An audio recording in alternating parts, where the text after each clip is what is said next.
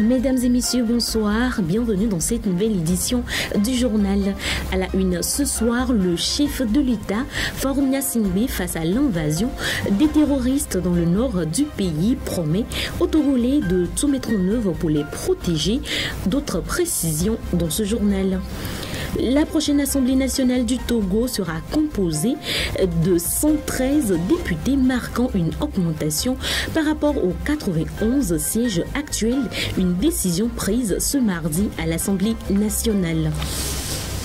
À l'international, le président élu du Libéria, Joseph Boaké, 79 ans, a prêté serment ce lundi à Monrovia pour un mandat de 6 ans. Dans son discours d'investiture, il a promis de servir les intérêts de tous les Libériens et appelant à l'inclusion et à la réconciliation. Puis ce lundi, après fin le 3e sommet du Sud dans la capitale ougandaise, Kampala. Ce sommet vise à promouvoir la coopération Sud-Sud dans les domaines du commerce, de l'investissement, du développement durable, du changement climatique. Plus de détails dans un instant. Voici donc tout pour les titres. Place au développement.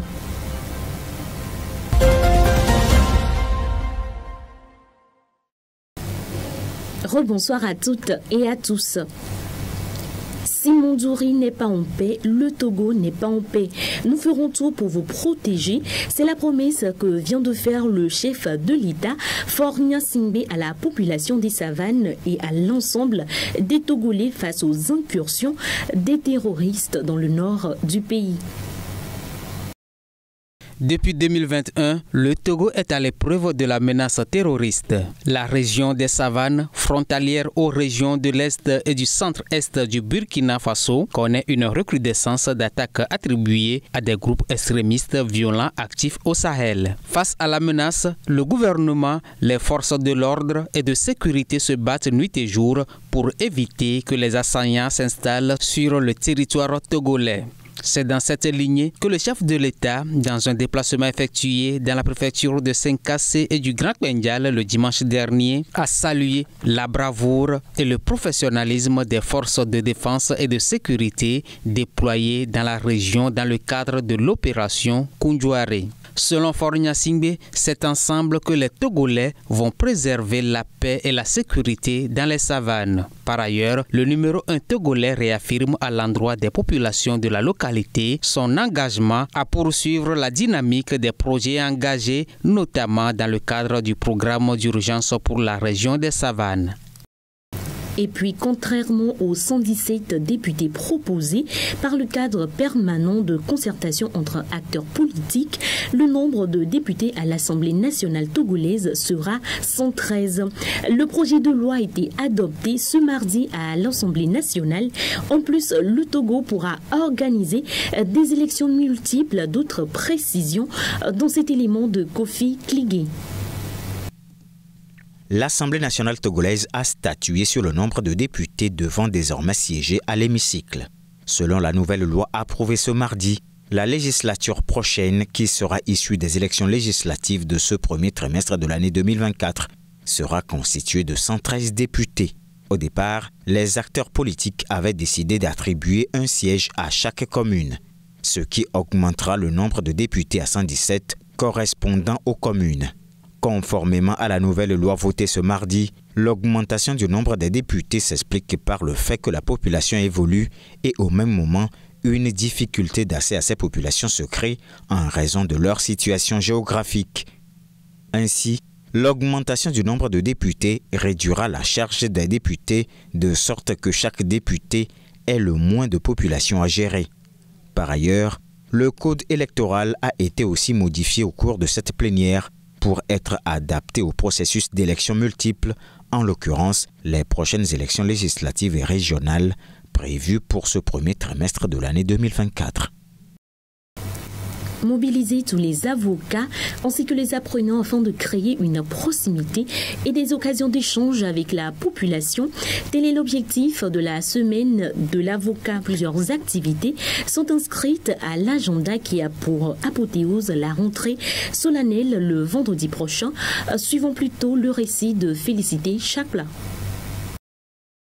L'avocat au service de la justice, c'est le thème retenu pour la semaine de l'avocat, démarrée le mercredi 10 janvier 2024 sur l'ensemble du territoire national.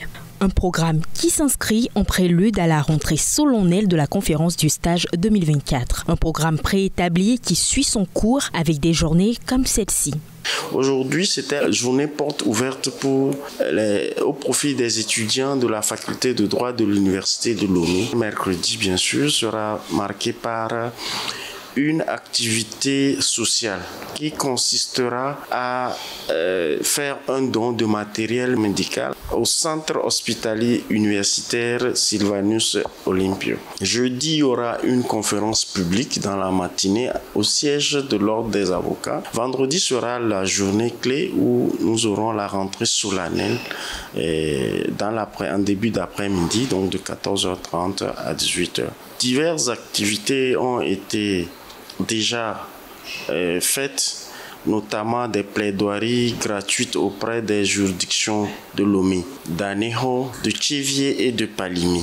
Hier, nous avons eu une conférence causerie entre les avocats les plus anciens et face aux plus jeunes à qui ils ont un peu partagé leur expérience. En effet, il est question au cours de cette rentrée solennelle de rappeler le rôle de l'avocat ainsi que son importance dans la vie du citoyen. L'avocat est une personne importante dans la vie de tout citoyen.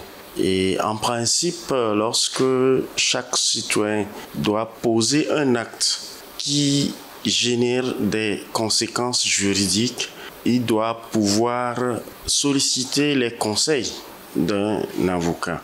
Lorsque un citoyen se retrouve confronté à une difficulté juridique ou judiciaire, la première personne qu'il doit d'abord voir, c'est l'avocat.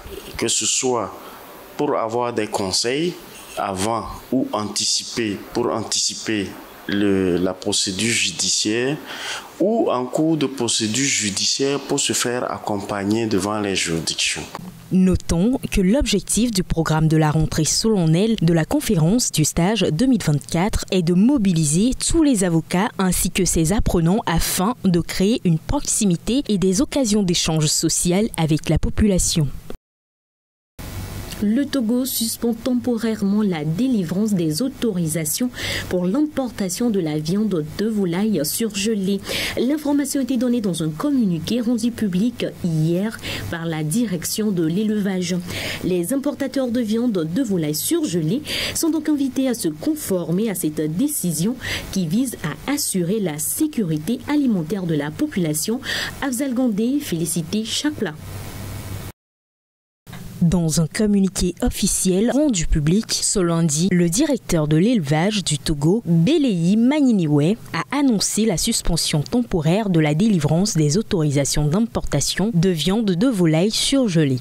Cette décision vise à réguler le marché local et à assurer la sécurité alimentaire.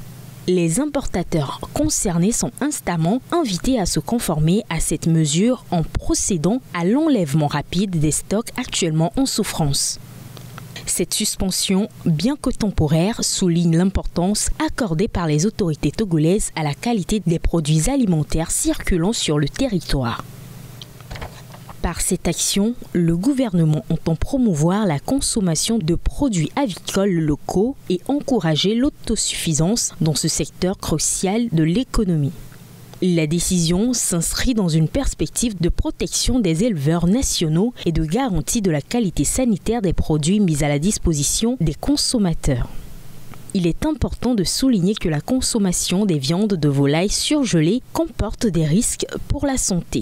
Ceci en raison de la manipulation inadéquate ou du non-respect des normes sanitaires lors de l'importation de ces produits. Il est vivement recommandé à la population de se montrer vigilante et de privilégier les produits avicoles locaux dont la traçabilité et la qualité sont garanties. Notons que cette mesure vise à renforcer la sécurité alimentaire et promouvoir la consommation responsable.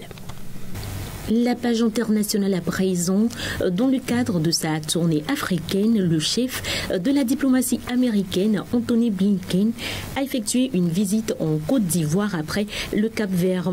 Au cours de sa rencontre ce mardi avec le président Alassane Ouattara, Blinken a salué le leadership de la Côte d'Ivoire dans la lutte contre le terrorisme et a annoncé un financement de 45 millions de dollars pour la sécurité du pays. Les détails.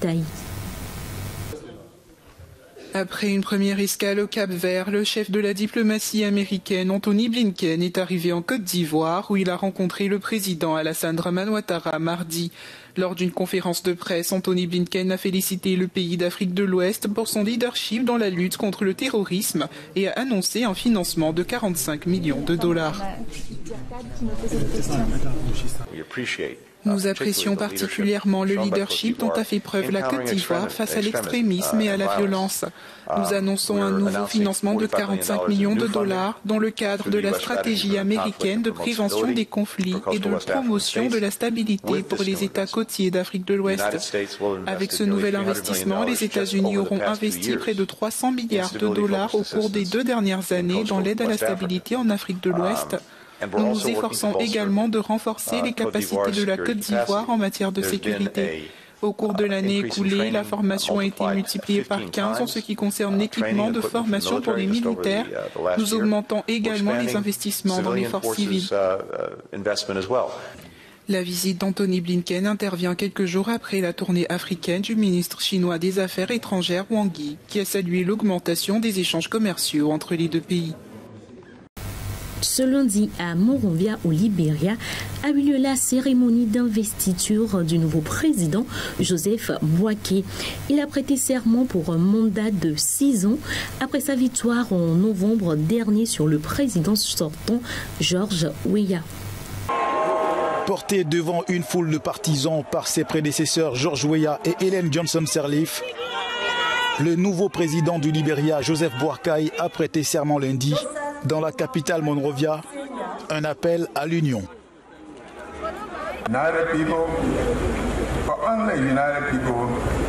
Peuple uni, car seuls des peuples unis peuvent construire une nation. Et où prévoyons-nous d'amener le Libéria dans les 6 prochaines années? Nous devons recentrer nos énergies politiques. La campagne électorale étant désormais derrière nous, j'embrasse tous les compatriotes libériens, chez eux et dans la diaspora. À la suite d'une campagne présidentielle qui avait déchaîné des passions et des élections très disputées en novembre, Joseph Boakai l'avait emporté face à George Weah.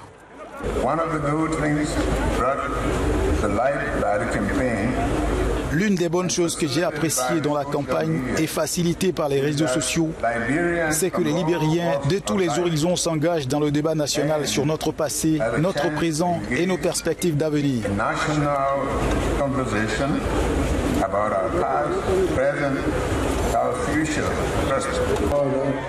À 79 ans révolus et quelques signes de faiblesse, le nouveau président du Libéria se lance sur le chantier du respect de l'État, la lutte contre la corruption et le rétablissement de l'espoir pour la jeunesse dans un pays aux énormes défis économiques.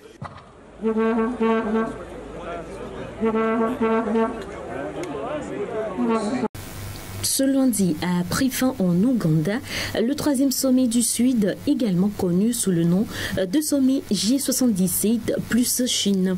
Ce sommet vise à renforcer la coopération Sud-Sud, notamment dans les domaines du commerce et de l'investissement. Antonio Guterres encourage le G77 à réformer la gouvernance mondiale. Plus de détails. Le sommet du Sud s'est terminé lundi dans la capitale ougandaise, Kampala. La réunion de 2 jours avait pour thème ne laisser personne de côté et prône une nouvelle dynamique à la coopération entre ses 134 États membres. Le groupe des 77 et la Chine restent unis dans la poursuite de leurs intérêts collectifs aux Nations Unies. Dans le cadre des procédures intergouvernementales des Nations Unies, nous devons veiller à ce que les priorités du groupe soient valorisées et défendues. Ce sommet vise à promouvoir la coopération Sud-Sud dans les domaines du commerce, de l'investissement, du développement durable, du changement climatique, de l'élimination de la pauvreté et de l'économie numérique. Il faut se rendre à l'évidence, ceux qui profitent le plus du système actuel de gouvernance mondiale sont peu enclins à vouloir le réformer. C'est donc vous qui devez donner l'impulsion nécessaire au changement. La coopération de la Chine avec le G77 apporte une aide importante aux pays en développement, leur permettant de se positionner dans un environnement mondial de plus en plus concurrentiel. Je pense que la Chine apporte une contribution très importante. Ce sommet est la voie du Sud et l'un de mes principaux objectifs est de veiller à ce que nous réformions les institutions internationales pour que le Sud acquiert la place qui lui revient dans la réalité d'aujourd'hui. Créé en juin 1964, le Sommet du Sud est la plus grande organisation de pays en développement des Nations Unies destinée à défendre leurs intérêts économiques. La situation à Gaza est critique avec un quart de la population en situation de famine due aux opérations militaires israéliennes et à la restriction sur l'aide humanitaire. La Ligue arabe a tenu une réunion d'urgence pour discuter de la catastrophe humaine, appelant à un cessez-le-feu immédiat et à la priorisation de l'aide internationale. Plus de précisions dans ce reportage. La situation à Gaza était lundi au centre d'une réunion d'urgence de la Ligue arabe en Égypte. Dans l'enclave palestinienne, une personne sur 4 est dans une situation de famine. L'aggravation de la catastrophe humanitaire dans la bande de Gaza et l'excès de ciblage des civils interpellent la communauté internationale. Les puissances vitales notamment et le Conseil de sécurité en tant que mécanisme international responsable du maintien de la sécurité et de la stabilité dans le monde doivent prendre une décision contraignante de cesser le feu immédiat et durable. Ils doivent aussi faire de l'acheminement de l'aide internationale à la population de Gaza une priorité urgente. Une urgence difficile à obtenir tant le sujet fragilise le Conseil de sécurité. Malgré les divisions au sein du Conseil de sécurité et son incapacité à parler d'une seule voix, cela ne doit pas nous empêcher de continuer à exercer davantage de pression diplomatique, politique et juridique pour mettre fin à la tragédie que vit le peuple palestinien. La guerre entre Israël et le Hamas a déjà poussé 85% des Palestiniens de Gaza à quitter leurs habitations. Autrefois considérée comme l'une des plus belles baies au monde, la baie de Han au Sénégal est confrontée à de graves problèmes de pollution, principalement dus au rejet de déchets et d'effluents industriels dans la mer. La pollution de l'océan y atteint des niveaux préoccupants et on note déjà une rareté des produits halieutiques. La baie de Han à Dakar, 20 km de plage de sable blanc et des eaux translucides. Mais quand on y regarde de plus près, le paysage se gâte. Ici, impossible de voir le sable.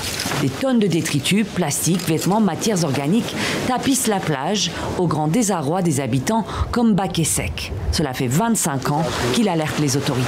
La baie de Han est polluée depuis la fin des années 70 que nous avons commencé à assister à une pollution extrême. On ne pouvait plus se baigner sans marcher sur des déchets. Ensuite, nous avons remarqué, lorsque vous vous baignez, vous avez la peau couverte d'huile. Et ça a commencé à nous poser véritablement des problèmes. Et ça a coïncidé avec une raréfaction des produits halieutiques. Car la baie de Han est aussi un lieu de pêche. Mais les prises sont de plus en plus maigres. La mer n'offre plus grand-chose aux pêcheurs. Ça fait fuir les poissons aussi. Et tu n'arrives pas à voir les grands poissons aussi. Et encore, ça donne beaucoup de maladies. Des détritus par millions, des poissons disparus et des maladies. Car les plages de la baie ne sont pas les seules à servir de dépotoir. Ici, c'est la mer tout entière qui sert de poubelle. Là, c'est du sang d'un abattoir qui dégage une odeur pestilentielle.